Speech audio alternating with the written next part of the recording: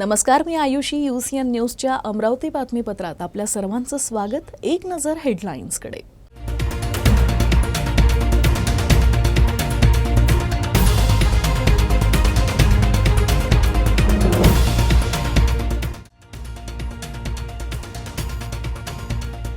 शिक्षण महर्षी डॉक्टर पंजाबराव उपाख्य भाऊसाहेब देशमुख यांची 125वी जयंती साजरी.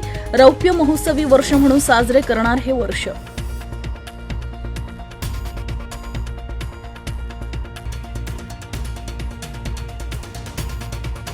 डॉक्टर पंजाबराव देशमुख यांच्या 125व्या जयंतीनिमित्त ज्ञानज्योत मशाल रॅलीचं आयोजन, तर श्री शिवाजी शिक्षण संस्थेसह स्मृतीस्थळी करण्यात आली आकर्षक रोषणाई.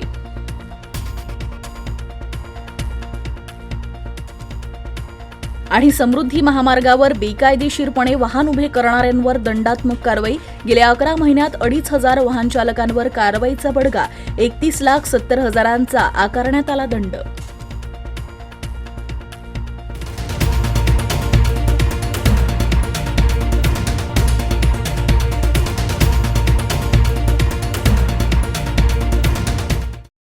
डॉक्टर पंजाबराव उपाख्य भाऊसाहेब देशमुख यांचे 125व्या जयंतीनिमित्तानं अमरावतीतील श्री शिवाजी कला व वाणिज्य महाविद्यालयात ज्ञानज्योत मशाल रॅलीचं आयोजन करण्यात आलं होतं. डॉक्टर पंजाबराव उपाख्य भाऊसाहेब देशमुख यांच्या 125व्या जयंती उत्सवानिमित्त श्री शिवाजी कला व वाणिज्य महाविद्यालय अमरावती यांच्या वतीनं ज्ञानज्योत मशाल रॅलीचं आयोजन करण्यात आलं होतं.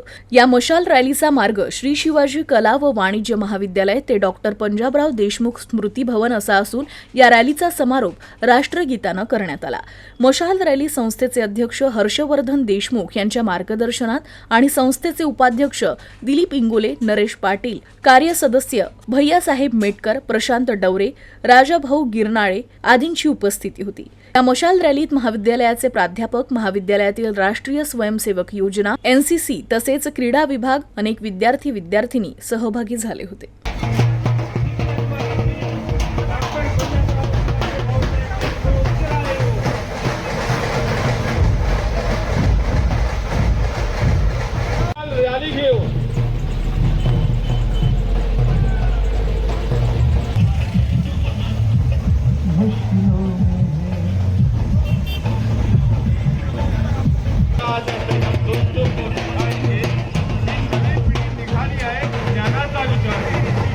स्वातंत्र्य भारताचे पहिले कृषी मंत्री आणि शिक्षण महर्षी डॉक्टर पंजाबराव देशमुख यांची 125वी जयंती रौप्य महोत्सवी वर्ष म्हणून साजरी केली जात आहे.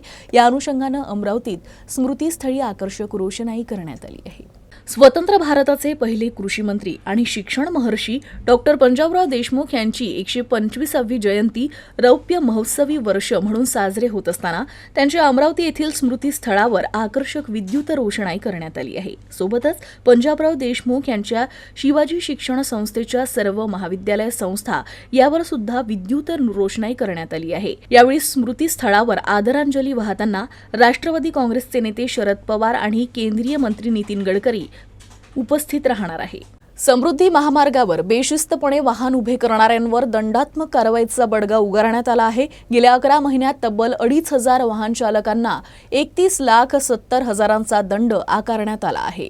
विदर्भ आणि मराठवाड्याच्या विकासाचा मार्ग म्हणून समजला जाणारा समृद्धी मार्ग हा सुसाट वेगानं वाहन चालवताना रस्त्यावर कुठेही बेफिकिरीनं वाहन उभे करणे आता वाहन चालकांना जड जात आहे. अशा तब्बल 2,500 वाहन चालकांना गेल्या 11 महिन्यात 31,70,000 दंड ठोठावण्यात आला आहे. मार्ग साक्षरतेचा अभाव असल्यामुळे वाहने कुठेही उभे केल्यानं अपघाताचं प्रमाणही या मार्गावर वाढलं आहे. या कारणासाठी बेशिस्त वाहन चालकांना हा दंड ठोठावण्यात येत असल्यानं या मार्गावर जुलै महिन्यात झालेल्या भयावह अपघातानंतर ओव्हर स्पीडचे प्रकरण कमी झाले आहे.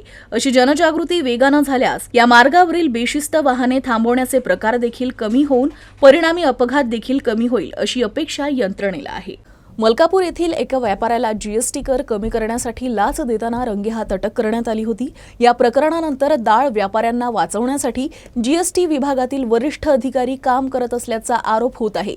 यातच बुलढाणा जिल्हा राज्यकर उपायुक्त मारोतराव राठोड यांच्यानंतर त्यांच्या जागी प्रवीण भोपळे यांना भ्रष्टाचार दाबण्यासाठी वरिष्ठांनी पदभार दिल्याचा धक्कादायक आरोप जीएसटीचे असिस्टंट कमिशनर चेतन सिंग राजपूत यांनी केला आहे.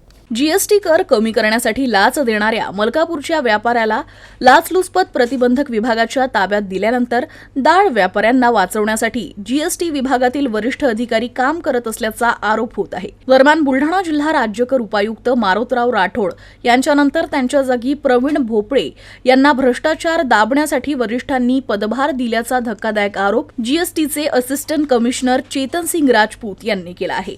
दरम्यान शासनाची बदनामी करण्याचा नैतिक अधिकार चेतन सिंग राजपूत यांना नसून राजपूत यांच्या विरुद्ध कारवाई करण्याची मागणी मुख्यमंत्री एकनाथ शिंदे, उपमुख्यमंत्री अजित पवार आणि देवेंद्र फडणवीस यांच्याकडे करण्यात आल्याची माहिती भाजप आमदार ॲडव्होकेट आकाश फुंडकर यांनी दिली आहे. नाही, शेवटी जे राजपूत आहेत तेही शासनाचे अधिकारी आहेत आणि ते वरच्या पदावर आहेत. जर त्यांना असं वाटते आहे तर त्यांनी निर्णय व्यवस्थित घेतले पाहिजे आणि पदभार देणे म्हणजे काही भ्रष्टाचारावर पांघरून घालणे नाही. याच्यावर चौकशी होईल आणि ते वर या बाबतीत तेही दाद मागू शकतात. पण अशा पद्धतीने जर त्यांना शासनाची बदनामीच करायची असेल तर निश्चित या बाबतीत आम्ही गंभीरतेनं दोन्ही उपमुख्यमंत्र्यांकडे दाद मागू, मुख्यमंत्र्यांकडे दाद मागू की अशा प्रकारे जर कोणी अधिकारी शासनाची बदनामी करत असेल तर निश्चित त्याच्यावर कारवाई झाली पाहिजे. आणि संबंधित प्रकरणातही जो ट्रॅप झाला, माझं त्याबद्दल एक अजून असं म्हणणं आहे की जे व्यापारी लोक आहेत यांचा ट्रॅप प्रकरणपर्यंत जे प्रकरण जाते, थोडंसं या व्यापाऱ्यांची व्यथा जाणली पाहिजे की खरोखर त्या व्यापाऱ्यांकडनं पहिले यांनी पैसे किती मागले होते. जेव्हा पैसे मागितले तेव्हा ट्रॅप झाला. त्यांच्या मनाप्रमाणे रक्कम दिली नाही म्हणून हा ट्रॅप करण्यात आला. त्यांच्या मनाप्रमाणे जर रक्कम दिली गेली असती तर हा ट्रॅप झाला नसता असं माझं म्हणणं आहे.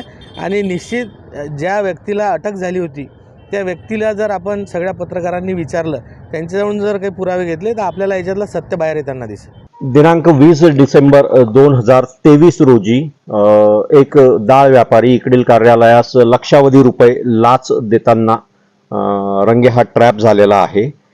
अब्जावधी रुपयांचा सदर पल्सेस स्कॅम आणि त्यावरती पांघरून टाकण्याकरता कुठेतरी आजही गुन्हेगारी कृत्य करण्यात येत असल्याचे दिसून येते.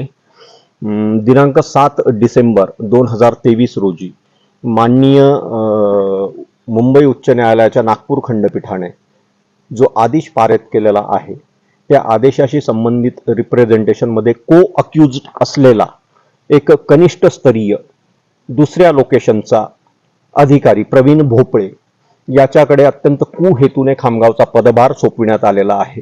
बुलढाणा जिल्ह्यातील जळगाव जामोद तालुक्यातील अनेक गावात अल्ट्राटेक कंपनीच्या नावावर सिमेंटच्या बोगस आणि कमी वजनांच्या बॅगची विक्री झाल्याची धक्कादायक घटना उघडकीस आली आहे. या प्रकरणी मिळालेल्या तक्रारीच्या आधारे पोलिसांनी फसवणुकीचा गुन्हा दाखल केला असून मोठ्या रॅकेटचा खुलासा होण्याची शक्यता आहे. जळगाव जामोद तालुक्यातील अनेक गावात अल्ट्राटेक कंपनीच्या नावावर सिमेंटच्या बोगस आणि कमी वजनांच्या बॅगची विक्री झाल्याची घटना उघडकीस आली आहे. या संदर्भात सुनगाव येथील रहिवासी गीताबाई बैस यांचे प्रधानमंत्री घरकुल आवास योजनेतून घरकुलाचं बांधकाम सुरू आहे. गीताबाई बैस यांचा मुलगा राजेंद्र सिंग लोकेंद्र सिंग बैस यानं या बांधकामासाठी खामगाव येथील शेख सलीम या सिमेंट विक्रेत्याकडून अल्ट्राटेक कंपनीचे सिमेंट खरेदी केले होते. परंतु सदर सिमेंट विक्रेत्यानं बोगस आणि कमी वजनाचे सिमेंट विक्री केल्यानं राजेंद्र बैस यांनी जळगाव जामोद पोलिसात तक्रार दाखल केली. या प्रकरणी पोलिसांनी 25 डिसेंबरला फसवणुकीचा गुन्हा दाखल केला असून यामध्ये मोठं रॅकेट असण्याची शक्यता वर्तविण्यात येत आहे. पोलिसात दाखल तक्रारीवरून जळगाव जामोद पोलीस ठाण्याचे राजेंद्र लोकेंद्र सिंह बैस राहणार सुनगाव तालुका जळगाव जामोद जिल्हा बुलढाणा. मी माझ्या घरकुलचे बांधकाम करण्यासाठी खामगाववरून सिमेंट मागवले होते शेख सलीम शेख जलील यांच्याकडून. तर काही बॅगा यूज केल्यानंतर असं लक्षात आलं की हे सिमेंट कुठंतरी बोगस आहे म्हणून.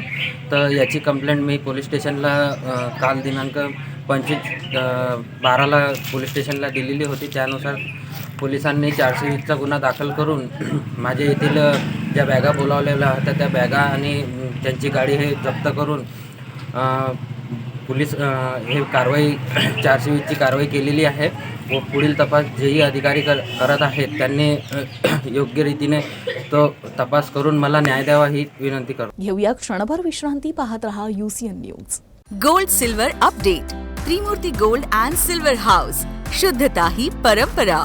गोल्ड एवं सिल्वर के निर्माता एवं विक्रेता 1968 से आपकी सेवा में. हमारा पता सराफा बाजार अमरावती.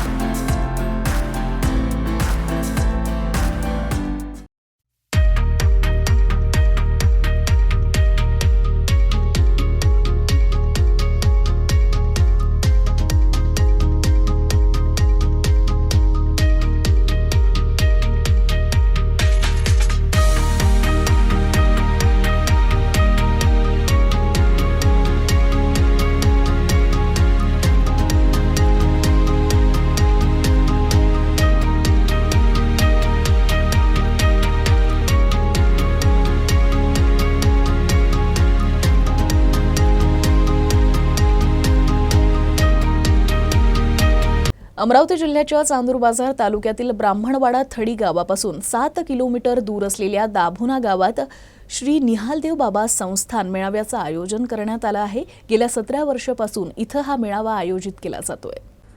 चांदूरबाजार तालुक्यातील ब्राह्मणवाडा थडी इथून 7 किलोमीटर अंतरावर सातपुडा पहाडी दरम्यान महाराष्ट्र मध्य प्रदेशच्या सीमेवर असलेल्या बैतूल जिल्ह्यात येणाऱ्या दाभोना या गावात श्री निहालदेव बाबा संस्थान इथं गेल्या 16 वर्षांपासून मेळाव्याचं आयोजन करण्यात येत आहे। यावर्षी देखील मोठ्या प्रमाणात कार्यक्रमाचं आयोजन करण्यात आलं आहे। श्री निहालदेव बाबा आदिवासी निहाल समाज यांचे प्रमुख देवता आहे। निहाल समाजातर्फे दरवर्षी डिसेंबर महिन्यात पौर्णिमेच्या दिवशी विविध कार्यक्रमाचं आयोजन करण्यात येतं।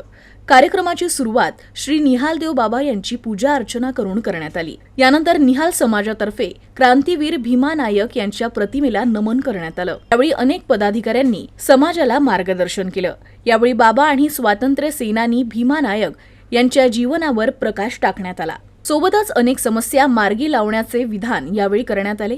या कार्यक्रमात महाराष्ट्र सहित मध्य प्रदेश या जिल्ह्यातील हजारो भाविक भक्त सहभागी झाले होते। इनका जो संघर्ष बहुत ही जटिल रहा, क्योंकि दुर्गम पहाड़ियों में इनका निवास था। जब अंग्रेज़ों का दमन निवाड़ ज़िले में अधिक बढ़ा तो इन्होंने अपनी एक टुकड़ी तैयार की और जिसमें 9 युवक ज़्यादा शामिल हुए जो बिना वेतन के इनके साथ में शामिल हुए और 3000 सैनिकों की फौज इन्होंने तैयार की और साहूकारों से ये लूट करते थे। जो गरीब दरिद्र लोगों को परेशान करते थे उनसे लूट के गरीबों में वो धन को बांटते थे। और अंग्रेज़ों के साथ में इनका कई बार युद्ध हुआ, अंग्रेज़ों को परास्त कर दिया। आखिरकार अंग्रेज़ों ने कूटनीति का उपयोग किया और एक इनके ही जानकार जो थे, जो इनको जानते थे, मुखबिरी के माध्यम से इनकी जानकारी दी जहाँ पे ये विश्राम करे थे नाइट का, और धोखे से इनको वहाँ से अरेस्ट किया गया और इनको अंडमान निकोबार की जो पोर्टेबल जेल है वहाँ पे इनको सजा हुई और 29 दिसंबर 1876 को ये मतलब शहीद हो गए देश के लिए। निहालदेव बाबा का उत्सव मनाया जाता है और बड़े हर्ष के साथ हम लोग सभी शामिल होते हैं और महाराष्ट्र मध्य प्रदेश से सभी लोग आते, लाखों लोगों की संख्या में यहाँ उपस्थित होते हैं और इस कार्यक्रम को बड़े उत्साह के साथ और बड़े नर्मता के साथ हम लोग मनाते हैं और यहाँ लाखों लोगों का भोजन भी यहाँ रहता है और यहाँ हमारे भीमाजी नायक की स्मारक स्थापित है। हम लोग सभी जिलों से आके इनको श्रद्धांजलि देते हैं और हम इस तरह से सभी भाई लोग मिलजुल के इस कार्यक्रम को भाग लेके बहुत अच्छे से मनाते हैं। अकोला जिल्ह्यातील अकोट लोहारी रस्त्याच्या निकृष्ट दर्जाच्या कामाविरोधात राष्ट्रवादी युवक काँग्रेसनं अकोट तहसील कार्यालयावर ठिय्या आंदोलन केलं। दर्जेदार काम सुरू न झाल्यास गावकऱ्यांनी तीव्र आंदोलनाचा इशारा दिलाय। काळ्या गिट्टीऐवजी मुरुम मिश्रित गिट्टीचा वापर यात वापरण्यात येत असलेले डांबराचे प्रमाण अत्यल्प असल्यामुळे सदर रस्त्याची दुरावस्था काही कालावधीतच होणार असल्याचा आरोप आंदोलकांनी केला आहे। यामुळे नागरिकांनी रस्त्यावर उतरून अकोट सार्वजनिक बांधकाम अभियंत्यांना याआधी देखील अवगत केलं होतं। त्यानंतर कामात सुधारणा न झाल्यानं गावकऱ्यांनी रस्त्यावर ठिय्या आंदोलन करून ही बाब निदर्शनास आणून दिली।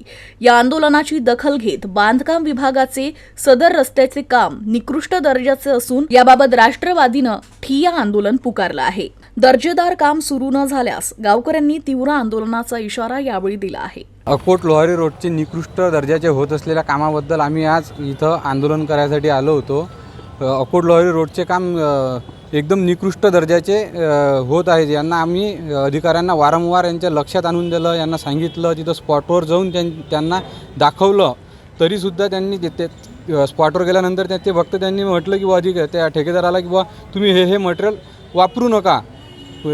आम्ही तिथून निघून गेल्यानंतर ते परत मटेरियल वापरत होते, त्यामुळे आम्ही ते कामच पूर्णतः बंद केलं होतं। त्यांना आमची मागणी होती की हे मटेरियल तुम्ही इथून घेऊन जा, दुसरं मटेरियल चांगलं आल्याशिवाय तुम्ही काम चालू करू नका असं त्यांना सांगितल्यानंतर त्यांनी पूर्णतः कामच बंद करून टाकलं। तिथून त्यांचे जे मशिनरी वगैरे जे होते ते परत घेऊन गेले, तरी अजूनपर्यंत काम त्यांनी चालू केलं नाही।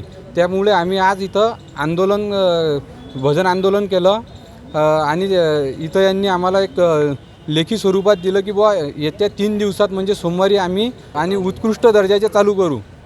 आणि जर का यांनी 3 दिवसात उत्कृष्ट दर्जाचे दर्जेदार काम चालू केले नाही तर आम्ही तीव्र आंदोलन करू. बुलढाणा जिल्ह्यातील खामगाव शहरात आरोपीनं एका दुचाकी चालकाला लिफ्ट देण्याच्या बहाण्यानं मोबाईल हिसकावून पोबारा केला होता. प्रकरणी पोलिसांनी चोरट्याला अटक केली असून पुढील तपास पोलीस करत आहे. खामगाव सिव्हिल भागातील मंगेश मोहन जोशी हे 21 डिसेंबर 2023 रोजी रात्री 9 वाजताच्या सुमारास आपल्या दुचाकीनं रेल्वे स्थानक इथं पान खाण्यासाठी गेले होते. यावेळी एका अनोळखी इसमानं काँग्रेस भवन पर्यंत सोडून देण्याची विनंती केली. मानवता दाखवून मंगेश जोशी यांनी त्याला आपल्या दुचाकीवर बसवून काँग्रेस भवन जवळ सोडलं असता अनोळखी इसमानं त्यांच्या खिशातील मोबाईल जबरदस्तीनं काढून घेतला आणि जोशी यांना धक्का देऊन पळून गेला. या प्रकरणी मंगेश जोशी यांनी पोलीस ठाण्यात तक्रार दाखल केली. तपासादरम्यान गुप्त माहितीच्या आधारे पोलिसांनी कोठारी फैल येथील ऋतिक रमेश शिंगळे या 23 वर्षीय युवकाला ताब्यात घेतलं. त्याला पोलिसी हिसका दाखवताच त्यानं गुन्ह्याची कबुली दिली. बुलढाणा जिल्ह्यात लाचलुचपत प्रतिबंधक विभागानं गेल्या 6 महिन्यात 12 कारवाई करत लाचखोर अधिकारी कर्मचाऱ्यांना अटक केली आहे. लाचलुचपत प्रतिबंधक विभागाच्या या कारवाईचं सर्वत्र कौतुक होत आहे. शासकीय अधिकारी कर्मचाऱ्यांना गडगंज पगार असताना देखील अजूनही लाचखोरी कमी झालेली नाही. हे बुलढाणा जिल्ह्यात एसीबीच्या होत असलेल्या कारवाईवरून निदर्शनास येत आहे. गेल्या 6 महिन्यांपूर्वी लाचलुचपत विभागाच्या उप अधीक्षकपदी शीतल घोगरे यांची नियुक्ती करण्यात आली. तेव्हापासून एसीबी कारवाईचा आलेख वाढला आहे. वाढत्या तक्रारीवरून शीतल घोगरे यांनी 6 महिन्यात 12 ट्रॅप केले आहे, ज्यामध्ये एकूण 15 लाचखोर अधिकारी कर्मचाऱ्यांच्या मुसक्या आवळण्यात आल्या आहे. तर शीतल घोगरे या रुजू होण्यापूर्वी जानेवारी ते जून अशा 6 महिन्यात 8 कारवाया झाल्या आहेत. तर कुठल्याही शासकीय कार्यालयात काम करून देण्यासाठी पैशांची मागणी केल्यास लाचलुचपत प्रतिबंधक विभागाकडे तक्रार दाखल करण्याचं आवाहन उप अधीक्षक शीतल घोगरे यांनी केलं आहे. लाचलुचपत प्रतिबंधक विभाग महाराष्ट्र राज्य, माननीय महासंचालक सर, माननीय अपर महासंचालक सर, अमरावती परिक्षेत्र माननीय पोलीस अधीक्षक सर, माननीय अपर पोलीस अधीक्षक सर आणि लाचलुचपत प्रतिबंधक बुलढाणा विभाग यांच्या वतीने नागरिकांना असे आवाहन करण्यात येते की लाच देणे आणि घेणे हा गुन्हा असून आपल्याला कुठल्याही सरकारी कार्यालयामध्ये शासकीय फी व्यतिरिक्त इतर पैशाची मागणी होत असेल, कोणत्याही मौल्यवान वस्तूची मागणी होत असल्यास आपण कृपया लाचलुचपत प्रतिबंधक विभाग येथे संपर्क साधावा. यासाठी आमचा टोल फ्री क्रमांक 1064 असून आपल्या नावाची गोपनीयता ठेवण्यात येईल. महाराष्ट्राचे कुलदैवत श्री खंडेरायाच्या जेजुरी गडावर चंपाषष्ठी उत्सव मोठ्या उत्साहात साजरा करण्यात येतो. यातच बुलढाणा जिल्ह्यातील खामगाव येथील पुरातन श्री खंडेराव महाराज मंदिरात 271 किलो वजनाची पितळ धातूनं तयार केलेली मूर्तीची स्थापना करण्यात आली. तसेच शहरातून रथयात्रा काढण्यात आली. भंडारा उधळून आनंदोत्सव साजरा करण्यात आला. गेल्या अनेक वर्षांपासून चंपाषष्ठी निमित्तानं खंडोबा भक्त मंडळ आणि श्री शिव खंडोबा महिला भजनी मंडळ यांच्या वतीनं खंडोबा उत्सव मोठ्या उत्साहात साजरा केला जातो. 7 ते 8 दिवस हा खंडोबा उत्सव मोठ्या थाटात विविध धार्मिक आणि सामाजिक उपक्रम राबवून साजरा करण्यात आला. या उत्सवाचा काल शेवटचा दिवस होता. या निमित्तानं शहरातून श्री खंडेरायाची भव्य मिरवणूक काढण्यात आली. खंडोबाची मूर्ती रथात विराजमान करून शहरातून रथयात्रा काढण्यात आली. ठिकठिकाणी हळद खेळून एकमेकांच्या अंगावर भंडारा उधळून आनंदोत्सव साजरा करण्यात आला. यावेळी भाविकांच्या कपाळावर हळदीचा भंडारा लावून तसेच प्रसादाचं वाटप करण्यात आलं. मंदिर परिसरात वाघ्या मुरळी यांनी खंडेरायाच्या गाण्यावर ठेका धरला होता.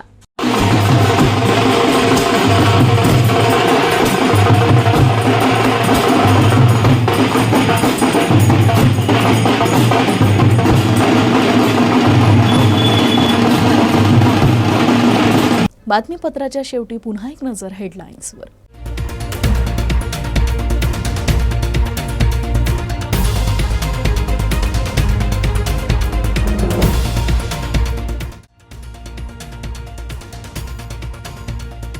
शिक्षण महर्षी डॉक्टर पंजाबराव उपाख्य भाऊसाहेब देशमुख यांची 125वी जयंती साजरी. रौप्य महोत्सवी वर्ष म्हणून साजरे करणार हे वर्ष.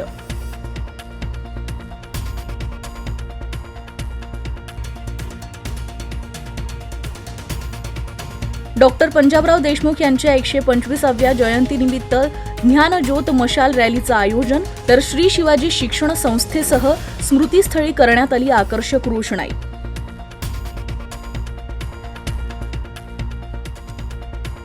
आणि समृद्धी महामार्गावर बेकायदेशीरपणे वाहन उभे करणाऱ्यांवर दंडात्मक कारवाई. गेल्या 11 महिन्यात 2,500 वाहन चालकांवर कारवाईचा बडगा. 31,70,000 आकारण्यात आला दंड.